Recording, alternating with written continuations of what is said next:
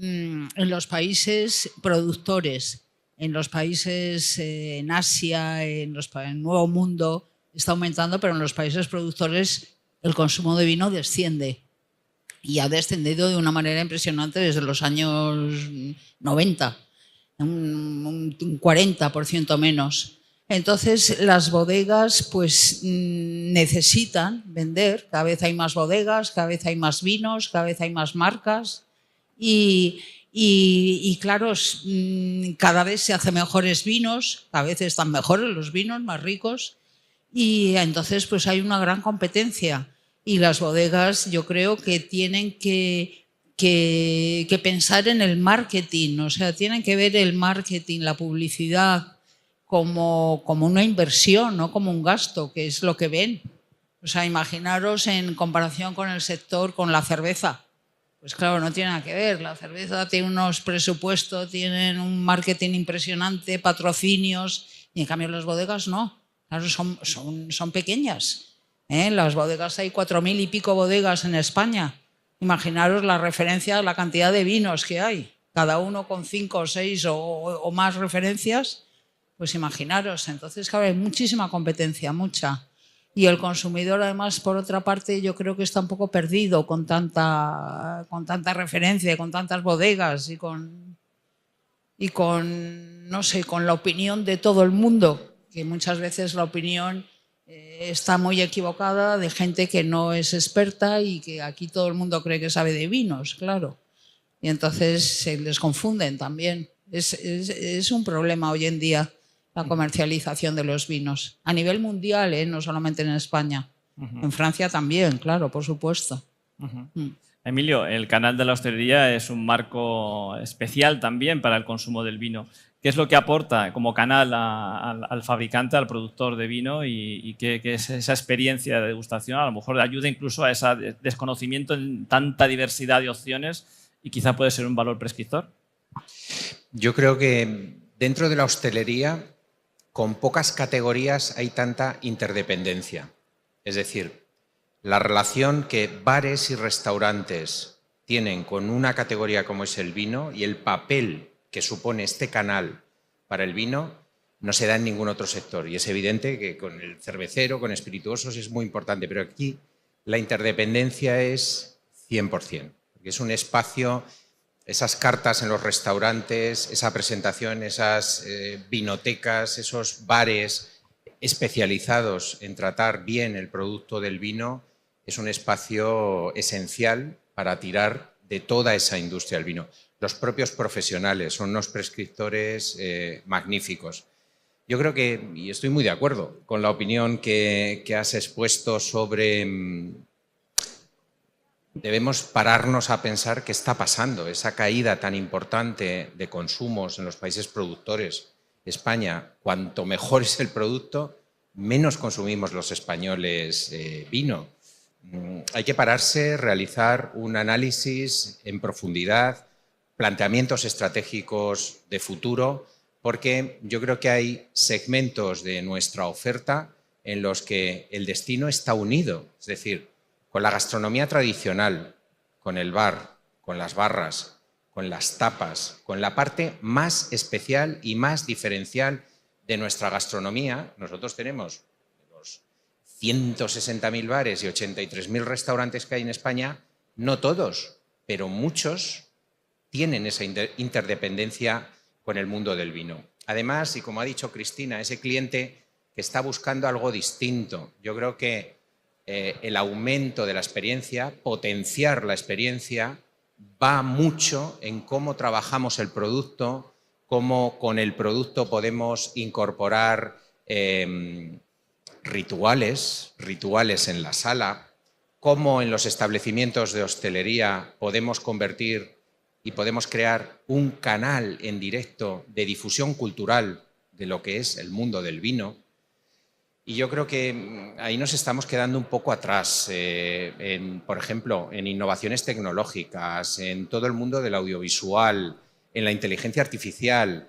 Hay muchos aplicativos que el vino y nuestro sector, nuestro canal, deberíamos estar aprovechando ya, deberíamos estar experimentando, haciendo pilotos de cómo integrarlos. Y sigue siendo un mundo, en lo bueno y en lo malo, excesivamente tradicional, excesivamente llevado de inercias. Y digo en lo bueno y en lo malo. O sea, si tiene muchos aspectos buenos, ser tradicional, ser clásico, estar trabajando generación tras generación. Pero hay momentos, y ahora mismo estamos en uno de esos momentos, donde la vorágine de cambios, la incorporación de herramientas, la transformación de los clientes es tan fuerte, es tan potente, que hay que estar pendiente de ello y hay que dar respuestas a ello. Juan Manuel, como dice Emilio, la innovación, la tecnología, ¿qué vamos a decir de la llegada de Internet, que supuso una revolución en el mundo del comercio en general, pero que seguro que también al vino le ha abierto unas puertas donde una pequeña bodega que por sí misma no podía comercializar sin depender de un distribuidor o intermediario, a través de online puede hacerlo a nivel mundial? ¿Ha supuesto una revolución? ¿Realmente queda camino en ese territorio, para ese canal? Queda muchísimo camino. Es decir, yo cuando empecé a beber vino y a escribir sobre vino, no existía Internet. Entonces la prescripción eran revistas impresas, era lo que te contaba un sommelier cuando ibas a un restaurante, porque tampoco había wine bars. Estaban empezando a fundarse los primeros bares de vinos especializados en darte unas tapas y en contarte un poco las botellas raras que te iban a servir. Todo eso ha cambiado muchísimo. ¿En qué? En 30 años, imagínate. Y Internet es una etapa, porque ahora tenemos la IA. O sea, Internet facilitó que se crearan blogs y webs de vino. Yo mismo fui fundador del Mundo Vino, con Víctor de la Serna, con Luis Gutiérrez, con Joacho Asenjo, que fue fascinante porque de repente tenías seguidores en el mundo entero y podías hablar de vino con un tipo de Puerto Rico y con una persona de Londres y discutir, porque había foros. De repente tenías nuevos amigos. Cuando eras un aficionado al vino, le dabas la chapa a tus amigos o al camarero y ya te decían, oye, déjame en paz, búscate amigos que hablen de esto. Pero no era tan fácil en tu entorno de, imagínate, amigos de la infancia, amigos de la profesión. De repente te hacías un círculo y eso fue formidable. Hay mucha gente que ahora forma parte de mi círculo más cercano, que los he conocido gracias a los foros de vinos y a Internet y a catas que se organizaban en esos foros. Eso ha ayudado mucho a las bodegas. Había bodegas que venían a esas catas, que querían participar. Ha ayudado mucho a las bodegas a comunicar, a crear sus páginas web. Algunas lo han hecho fatal, porque han hecho unas páginas web donde para encontrar la información tenías que pasar por un carrusel de vídeos, de imágenes, de efectos especiales que les hacían los técnicos, que no resultaba del todo práctico. Pero la profesionalización también ha llegado a eso y ahora mismo las bodegas tienen unos desarrollos de web increíbles. Pueden hacer enoturismo a través de la web. Ahora, yo creo que el siguiente paso va a ser que metamos códigos en las contraetiquetas. Porque en las contraetiquetas, por supuesto, hay toda una serie de datos técnicos que nos exigen las administraciones, pero hay hueco. Igual que está el logo del Consejo Regulador o el código de barras, hay hueco para meter un QR que no sea exclusivamente el de la composición de alérgenos y ese tipo de cosas, que es lo que piden los QRs. Hay hueco para que tú, mientras estás tomándote una botella de vino y procurando no molestar al de la mesa de al lado, poniendo el teléfono con un sonido atronador, hay hueco para que de repente ese vino se te explique a través de ese QR y no haga falta que sea el sommelier, que tiene que atender un pase y que tiene que atender otras mesas, el que te lo cuente. El sommelier te puede dar un tip, una frase, pero luego te puede decir, escanea este QR y vas a ver un vídeo de dónde está la bodega. Te va a contar el enólogo las cepas viejas que tiene, la altitud del viñedo, la exposición solar, cómo lo ha hecho una parte en Damajuana y otra en Tinaja. Lo que quieras, me lo estoy inventando. Pero todo ese relato es muy bonito y la tecnología nos va a ayudar a que sea mucho más fácil que llegue al consumidor. No me enrollo más. María, como dice Juan Manuel, evidentemente el valor prescriptor en una gran superficie, supermercados, hipermercados, es más difícil de transmitir y la tecnología ayuda. ¿Qué aporta el canal de la gran distribución tanto al consumidor como al productor, al bodeguero?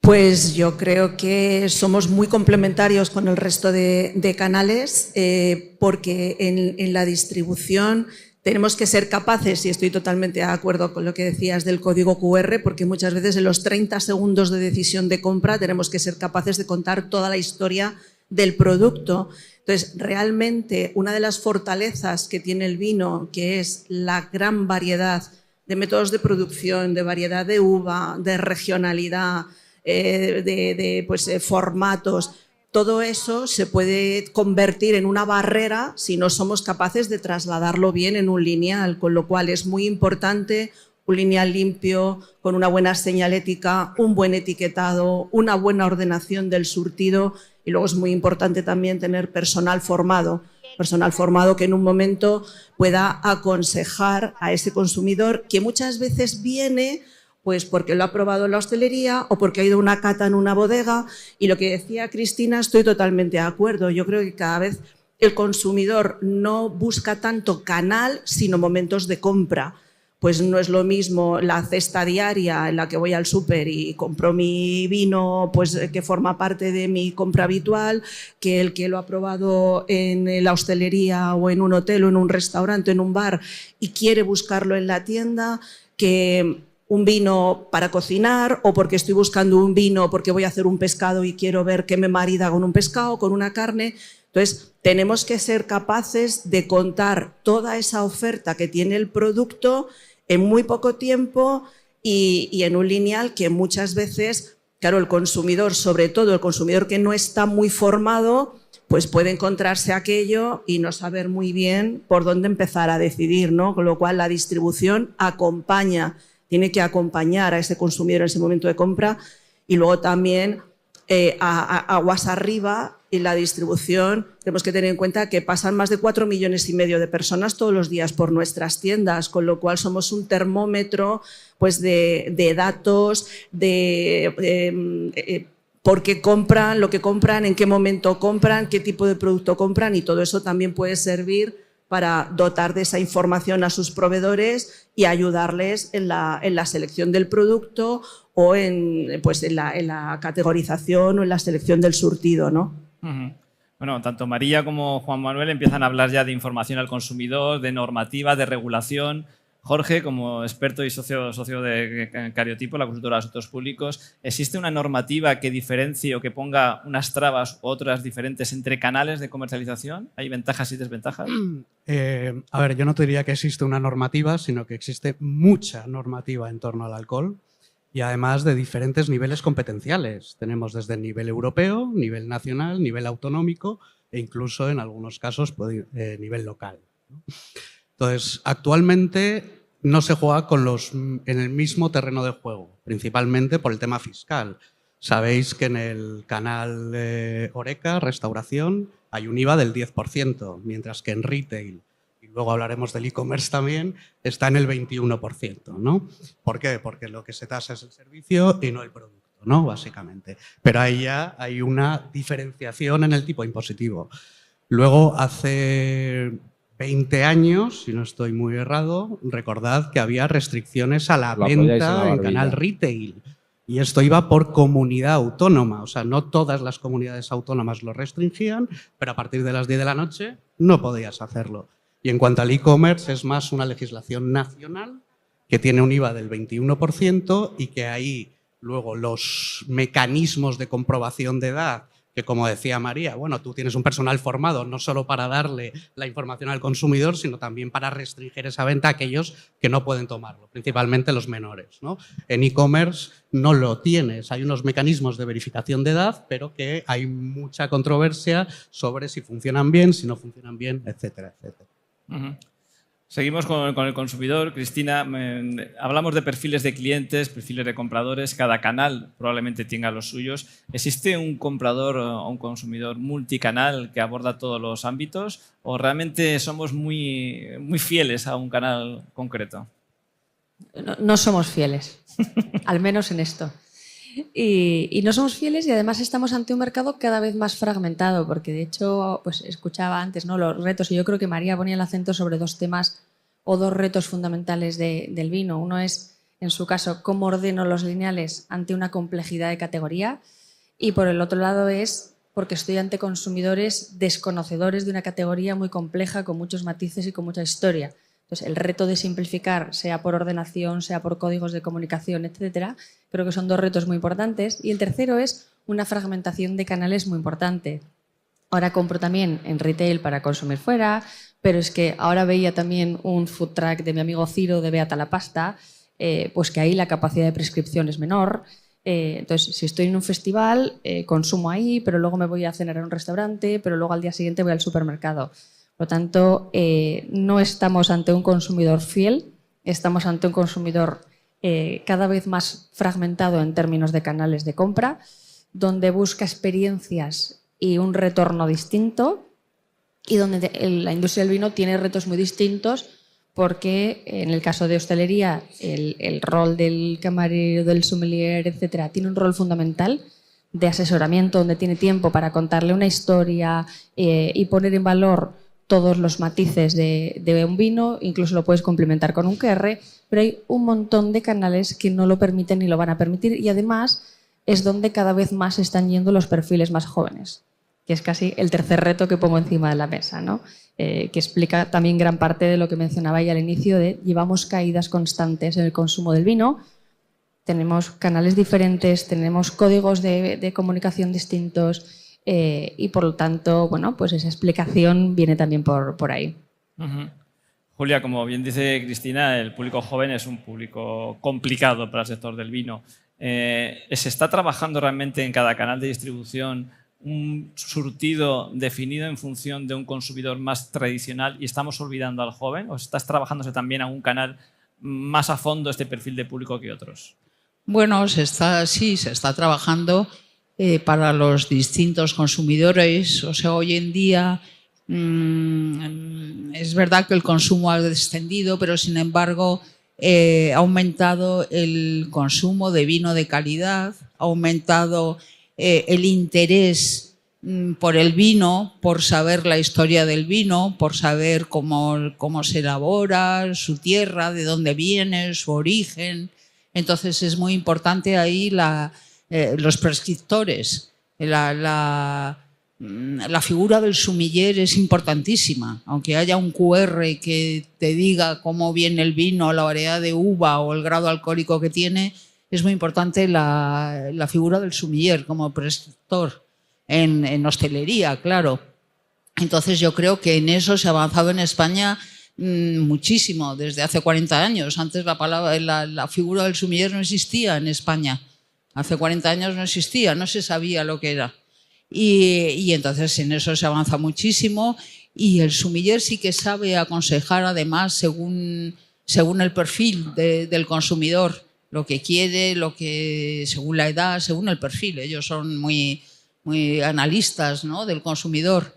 Y una de las cosas que hablabas de las grandes superficies, una cosa que yo he hecho en falta en España es la figura del sommelier de los vinos de grandes superficies. En Francia, por ejemplo, tú vas a Carrefour y la persona que te atiende, ¿no es así, Juan Manuel? Tú lo sabes. La persona que te atiende, no sé, en Lidl, en Carrefour, en una grande superficie, sabe muchísimo de vino. Y sin embargo, aquí en España tú vas a una gran superficie a comprar un vino y bueno, yo no creo que haya ahí nadie que sea poco.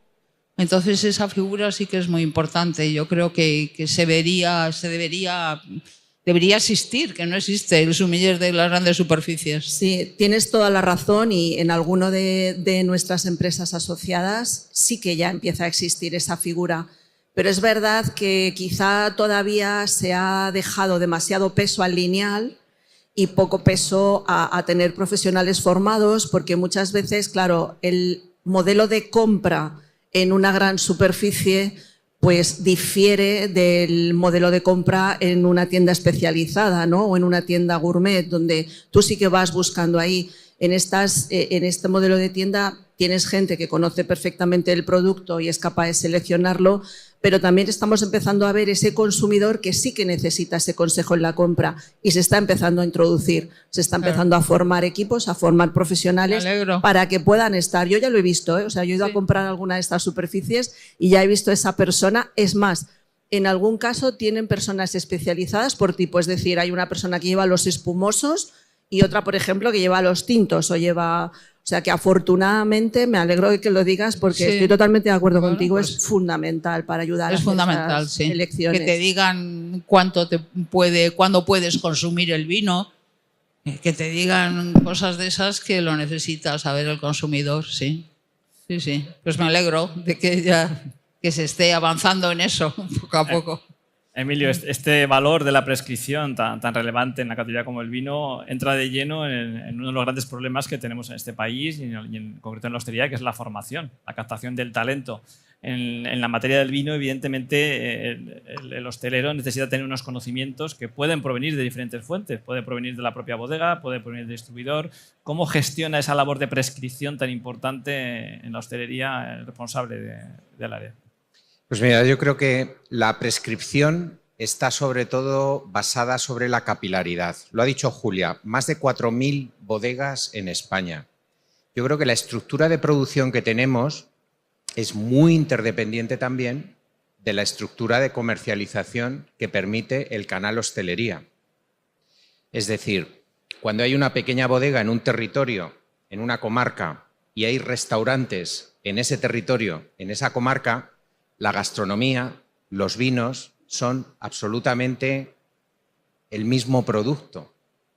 El canal de prescripción, la presencia, el marketing que se puede hacer, la distribución y sobre todo la gran distribución tiene que simplificar por muchas marcas y por muchas referencias y por muchas varietales que el Corte Inglés, Carrefour puedan tener en sus lineales. No puede ser infinito. 83.000 restaurantes y 160.000 bares sí tienen esa capacidad infinita.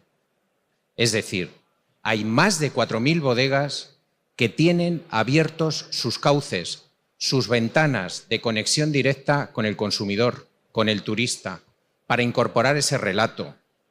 Si algo tiene que servir este wine mat, esta mesa redonda, yo siempre voy con carácter reivindicativo.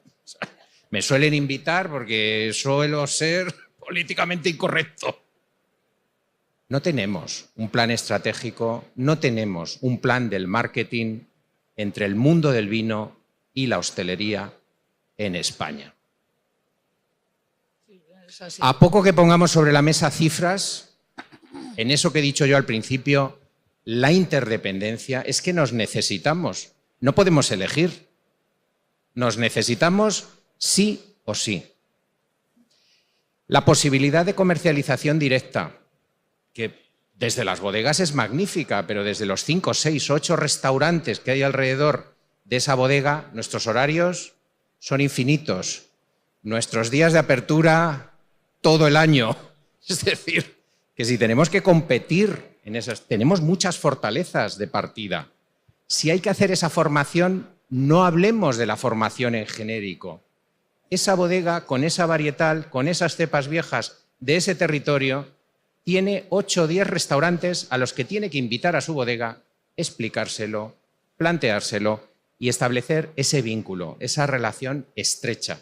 Estamos ahora en un proyecto muy interesante, RevoCollect, con la Federación Española del Vino para fortalecer el canal directo con el vino de la casa, y esto tiene sentido en esa relación de cercanía, en ese kilómetro cero, como el concepto de kilómetro cero. Pero las botellas de vino que han quedado exentas del sistema de depósito, devolución y retorno, en este punto podríamos dar un paso adelante y decir, oye, ciclo corto, vino de la casa, vino de la bodega más cercana, ¿por qué no dar además un plus en ese refuerzo de comercialización? Pero como digo, son tormentas de ideas y falta un plan que lo ordene, que lo organice, desde el punto de vista de la producción, desde el punto de vista de la comercialización, desde el punto de vista de trabajar la rentabilidad en los distintos negocios, cómo generar rentabilidad en las bodegas pero hay que preocuparse de cómo genera rentabilidad en el restaurante, en el bar. Es decir, todos son negocios. Hemos estudiado cómo se hablan en esa cadena, en ese vertical, cómo se hablan las distintas rentabilidades, dónde podemos potenciar nuestra rentabilidad, qué te interesa a ti, qué me interesa a mí, pongamos en común. Yo creo que ahí hace falta todavía mucho trabajo, se ha hecho mucho en cuestiones de promoción, pero un poco promoción de siembra a voleo, es decir, los soportes que dan las comunidades autónomas, las denominaciones de origen, cuando les llegan los fondos europeos, ¡buah!, se ponen a tirar millones. A vosotros os habrá pasado, en las bodegas les pasa, ahora toca para depósitos de acero inoxidable. ¡Buah! Pues tala, todos depósitos de acero inoxidable. Y dices, bueno, y hemos pensado, esto es solo una parte de la cadena de producción, es solo un eslabón. Estamos pensando que estamos aumentando indefinidamente la capacidad productiva y el mercado lo va a absorber. Si es que estamos viendo, están cayendo los consumos. Estamos ganando en versatilidad del producto, cómo se enganchan los jóvenes, cómo se inician en un mundo de consumo también, porque se están iniciando en otras categorías, ¿eh? Estamos perdiendo oportunidad frente a otras categorías. ¿Cuáles son sus gustos? A lo mejor no hay que empezar con una gran reserva a jóvenes de 18, 19, 20 años. Hay que empezar con productos más simpáticos, más amables, más sencillos de entender. Ya irán ganando en cultura, en tradición, en los distintos formatos. Bueno, pues está bien el restaurante tradicional, está bien el wine bar especializado, la bodega especializada, pero ¿y en la noche?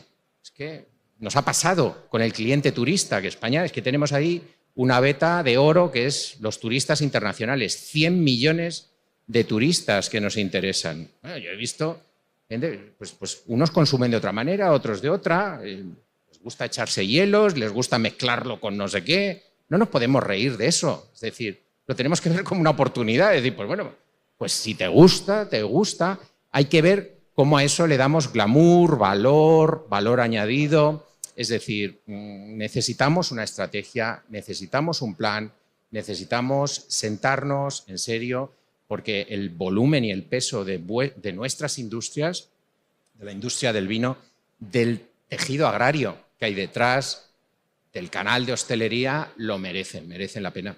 Juan Manuel, siguiendo con este valor prescriptor y volviendo al canal más innovador, que probablemente pueda ser a fecha de hoy el canal online, es verdad que el canal tiene la gran ventaja de tener un surtido infinito, de poder mostrar en un pure player, en un marketplace, una infinidad de alternativas, de referencias, de denominaciones, pero le falta ese valor prescriptor. ¿No existe realmente online un modelo de plataforma que vaya más allá de ser un puro contenedor de producto?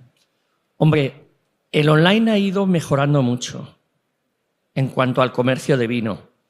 Recuerdo que el primer pedido que hice de vino cuando apareció Internet fue absolutamente primitivo. Nos mandaron un fax, ¿os acordáis del fax? Existía el fax. Con la factura, bueno, el vino tardó en llegar 20 días desde Francia. Imagínate ahora. Ahora la mayoría de los e-commerce especializados en vinos y bebidas te dan un plazo de entrega de 24 o 48 horas. Que eso la gente lo valora mucho. Acordaros durante el COVID que los plazos de entrega del online pasaron a ser de una semana, 10 días, 12 días. Fue un horror.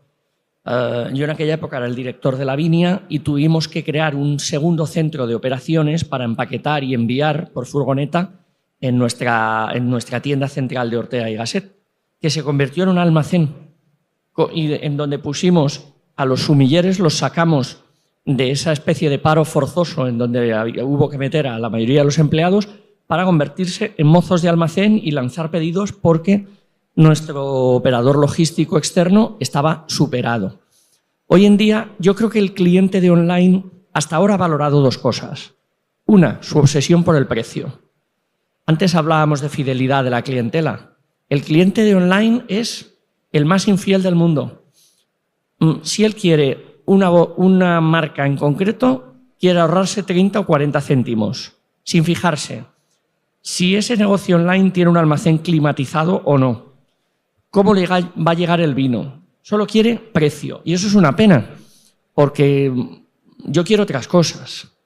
Yo quiero que me garantices trazabilidad, conservación, incluso una prescripción, que si yo me meto como cliente, me hago una ficha, me inscribo en una web como Bodeboca, por poner una que me gusta, quiero que me manden recomendaciones para mí y eso la inteligencia artificial lo va a permitir, que viendo mi perfil de comprador me haga sugerencias, que si he comprado Mauro me sugiera Garmon o Alto. ¿Por qué? Porque están hechos por el mismo enólogo, en este caso ya lo sabéis todos, Mariano García, especialista en Ribera del Duero. Pero te lo tiene que decir. Te tiene que decir, como habéis visto Amazon, que te dice, cuando haces una compra te dicen, los clientes que han comprado este libro también compraron estos otros.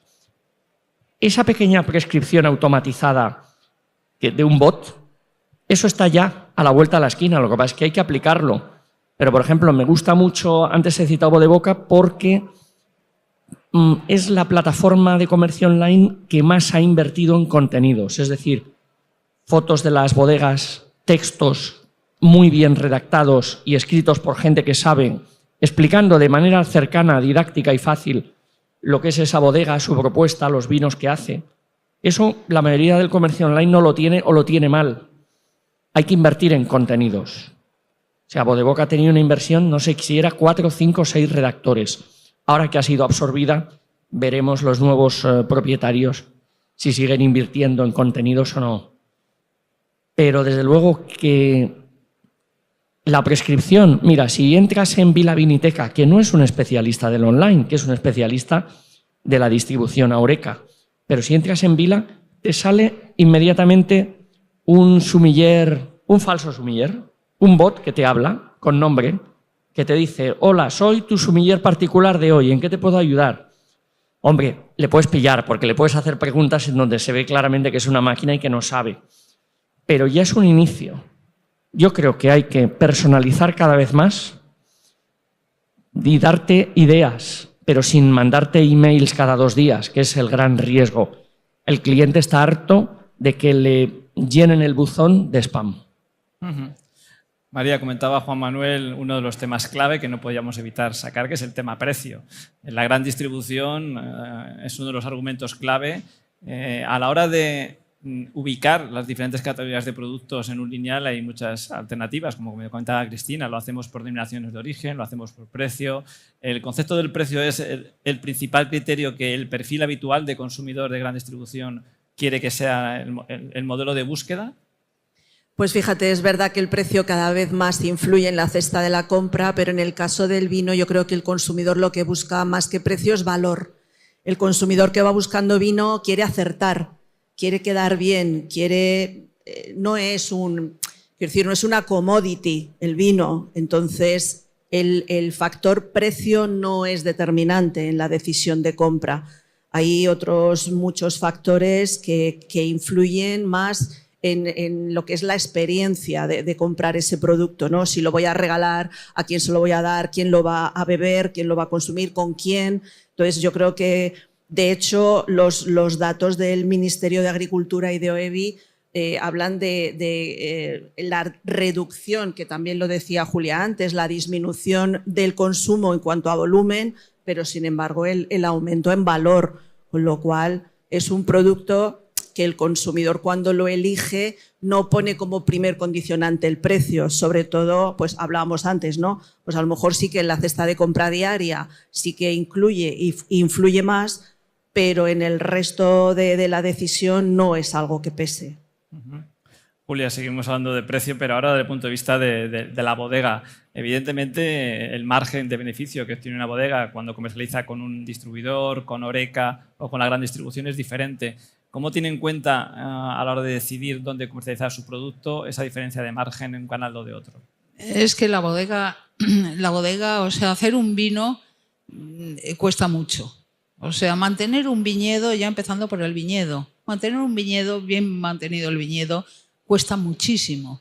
Y luego, claro, como se hacen los vinos hoy en día, vendimiar a mano, todo, una vinificación bien hecha, las frigorías que tienes que tener para la fermentación, las barricas nuevas que valen carísimas cada año, en fin, el coste de un vino es muchísimo, sin contar el tapón, por ejemplo, el corcho.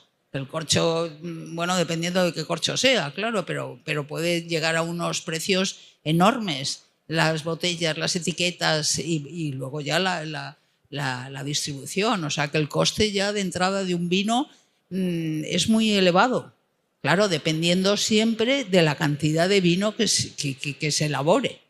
Hay bodegas, bodegas que lo hacen muy bien, pues no sé, que hacen muchos millones de botellas, pero lo hacen muy bien hechos. Otras, o sea, yo te diría que hay las bodegas pequeñas que el coste les sale carísimo. El coste ya les puede salir 6, 7, 8 euros el contenido del vino.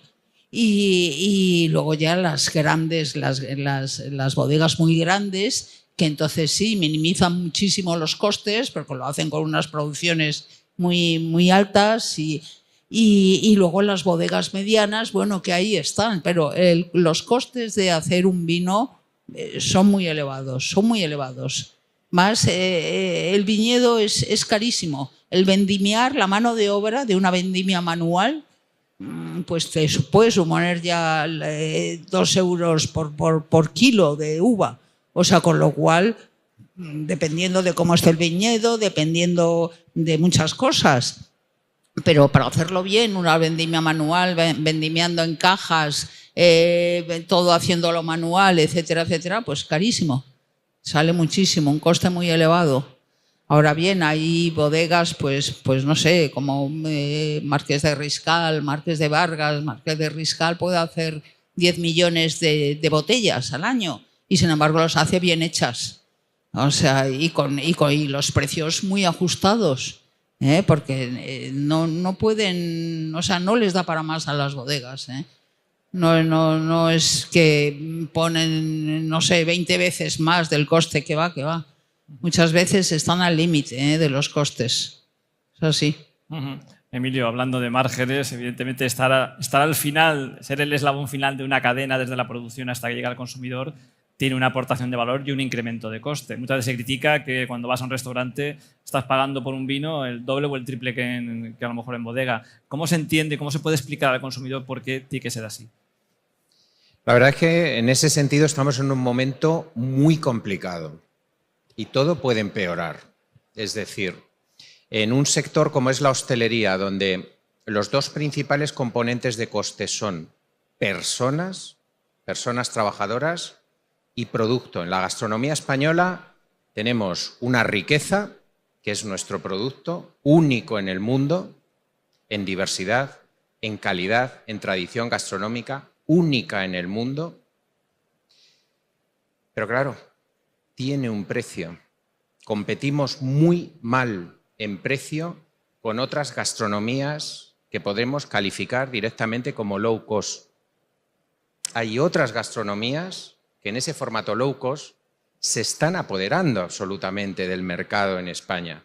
La gastronomía tradicional está en recesión. Y uno de los elementos es el precio. Y ahí está el vino, porque el vino donde principalmente se produce, se consume, es en ese formato más tradicional. Por lo tanto, tenemos que buscar mecanismos de respuesta, de reacción a esta situación, porque en estos momentos es complicado, lo hemos visto en los últimos años, las empresas están muy ajustadas, son empresas familiares, hay que trabajar la rentabilidad, saber cómo se le saca dinero al vino. No hay mucha formación en este tema, no hay información en este tema. Si todos funcionan igual, si todas las varietales funcionan igual, si todos los formatos funcionan igual. Nosotros lo comparamos con otras categorías, por ejemplo, otra tradicional, el mundo del jamón. El jamón ha avanzado muchísimo. Los ibéricos han avanzado mucho en escandallar, en exponer técnicas, en exponer conservaciones, en formatos preparados.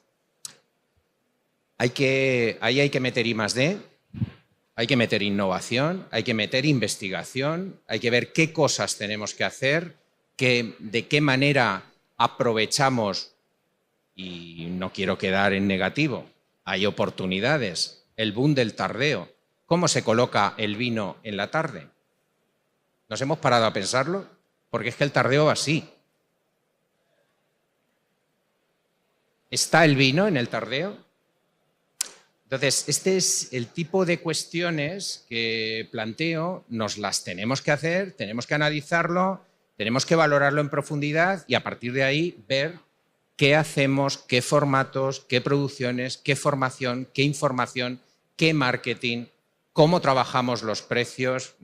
Podemos pasar a nuevos formatos de cómo la mercancía está en el punto de venta. Podemos hibridar con venta también del producto terminado en el punto de venta.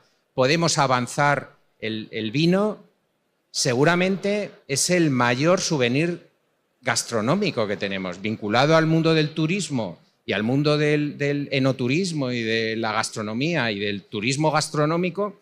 El vino es seguramente el mayor souvenir. Hemos avanzado en el posicionamiento de souvenir en punto de venta. Yo creo que hay toda una batería de cuestiones que merece la pena analizar en profundidad y pararnos a pensar qué vamos a hacer en el inmediato futuro, porque este tipo de cuestiones ya están aquí. María.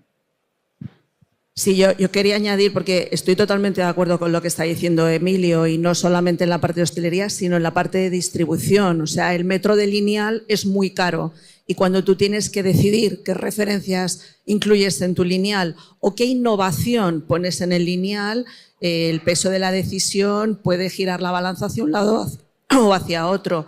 Es muy importante la innovación en formatos. Estamos viendo ahora mismo, por ejemplo, vino en lata, que puede ir dirigido a un consumidor más joven. ¿Es muy ortodoxo en el mundo académico del vino? Pues a lo mejor no, pero igual empieza a funcionar. Una de nuestras empresas asociadas se llama Avolta, el antiguo Dufry, que os sonará a todos, las tiendas que están en los aeropuertos, y están trabajando precisamente este posicionamiento de producto como souvenir turístico. Y aquí el factor precio es todavía menos disuasorio, porque nos hablaban del caso del aceite de oliva, cómo han conseguido posicionar el aceite de oliva como un producto exclusivo, absolutamente gourmet, por el que un turista está dispuesto a pagar porque considera que tiene un valor que va mucho más allá de su precio. Entonces, creo que es muy importante el trabajo con los proveedores, el trabajo directamente en campo. Nuestras empresas ya trabajan con más de 10.000 proveedores locales a nivel nacional y tenemos que tener en cuenta que también son enseñas que en muchos casos, como Alcampo, Auchan en Francia o como Carrefour, que también tienen enseñas en Francia, compran muchos de sus productos en España y los distribuyen a través de su red comercial, con lo cual puede ser una plataforma para dar visibilidad al vino, en este caso español.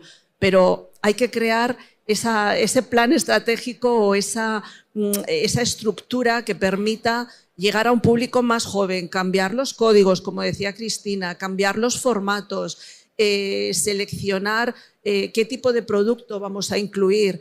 Había un supermercado no recuerdo qué país de Europa era, creo que era en Reino Unido, que había cambiado el modelo de lineal y en vez de por producto lo había puesto por momento de consumo. Entonces había ordenado los lineales del supermercado, pues productos para el desayuno, productos para la cena. Bueno, pues a lo mejor se puede también revisar la forma en la que estamos comercializando los productos. O sea, yo creo que todavía hay mucho margen de recorrido y mucho margen de mejora, incluso dentro del plan de internacionalización de la gastronomía de España que ha puesto en marcha el Ministerio de Agricultura a través de la Estrategia Nacional Alimentaria. Se puede considerar el vino como un producto exportable, como muy bien decías que han hecho el ibérico. Yo creo que también lo desconozco, igual meto la pata y ya existe, pero yo creo que el hecho de que se hayan puesto en marcha organizaciones interprofesionales como la Interprofesional del Cerdo Ibérico, creo que también ha venido a reforzar mucho la relación entre la producción, la industria y la comercialización. Y han conseguido dotarse de fondos y de recursos suficientes pues para que el jamón ibérico ahora mismo esté en Japón triunfando, ¿no? Entonces, creo que no está todo perdido. Hay muchas cosas aún que se pueden hacer para poner en valor estos productos, que además, a diferencia de lo que puede pasar en otros continentes o en otros países, es que en España es cultural. Es que va en nuestro ADN, lo tenemos arraigado el vino, ¿no? en nuestro territorio. Y perdón si me he extendido. Siguiendo con el gran reto del público joven, sí es una tendencia, una cierta consumo de producto con menor graduación alcohólica en general. Se están desarrollando por los fabricantes también categorías de alcohol cero o bajo en alcohol.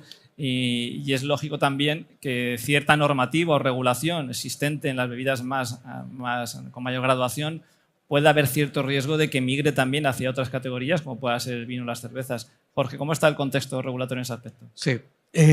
A ver, la amenaza no es inminente en cuanto a restricciones al consumo de forma directa, pero sí de forma indirecta.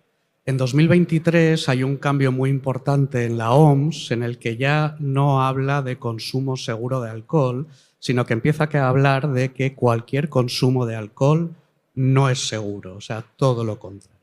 ¿Eso qué consecuencias ha tenido? A nivel europeo, hace un par de años se empezó a debatir el Plan Europeo contra el Cáncer, en el que se incluía el alcohol en su conjunto, sin diferenciar categorías de producto, como uno de los elementos a tener en cuenta. Es verdad que el lobby del vino y de la cerveza y de la sidra consiguió sacarles del Plan del Cáncer, pero esto ya es una narrativa que está ahí. Y cualquiera que quiera acogerse a ello, al final va a pasar porque todos somos malos, ¿no? Primer punto. Segundo, el tema fiscal, lo hemos hablado antes. Emilio lo sabe, está sobre la mesa la subida a la hostelería al 21% del alcohol. Bueno, yo... Quiere que esté. Las discusiones las ha habido. O sea, las discusiones las ha habido. Luego también recordemos que el vino tiene un impuesto especial. Es cero, pero tiene un impuesto especial. Francia, hace 10 años, que también lo tenía en cero, subió ese impuesto especial y puso una tasa al vino. Aquí eso sí que no está sobre la mesa, pero en un futuro, del año que viene, se acaban las reglas fiscales, hay que buscar ingresos y se va a buscar en todos los sitios. Entonces, de forma directa, restricciones al consumo o venta, como hemos dicho antes, en las comunidades autónomas, no lo veo de forma inminente. De forma indirecta, en los próximos años va a haber discusiones en este sentido, sin ninguna duda. Vamos a darle, Juan Manuel, si te parece, una visión también internacional a este análisis. Tú que tenías esa experiencia también de cómo se consume el vino en otros países, cuáles son los canales de distribución de otros países, ¿tenemos algo que aprender? ¿Hay grandes diferencias entre el consumidor de vino, dónde compra en España, a que dónde compra un consumidor inglés, australiano o chino? A ver, yo no sé si es mejor la realidad de otros países, pero aquí en España puede vender vino cualquiera, digamos, no piden una licencia especial, ¿no? Si no me equivoco. En Inglaterra, por ejemplo, tienes que tener una licencia. Hay restaurantes que no tienen la licencia, hay tiendas que no tienen la licencia. Es raro que una tienda de ultramarinos venda vino, salvo que haya obtenido dicha licencia, y por lo tanto te vas a Londres y es muy fácil, o a Nueva York, que en las esquinas de los barrios hay lo que se llama una liquor store, que tiene licencia de vender alcohol y licencia de vender vino. Eso es bueno y es malo. Es bueno porque el dependiente va a estar mucho más especializado. Y es malo porque, claro, cierras puertas al producto. El hecho de que en Escandinavia o en Canadá el vino pase a través de un monopolio estatal también es complejo, porque tienes mucho más requisitos. Por ejemplo, en algunos países te miran el peso de la botella, porque no les parece ecológico una botella pesada. Acordaros cuando se pusieron de moda las botellas pesadas, todavía hay algunos que hacen vidrios de 1 kilo para meter 0,75 centilitros de vino. Bueno, pues te prohíben las botellas pesadas o te las sancionan. Yo creo que cada sitio tiene su porqué, muy vinculado a la cultura de cada país. ¿Tenemos que aprender algo de ellos? No creo. No creo. Hay que hacer comercios en donde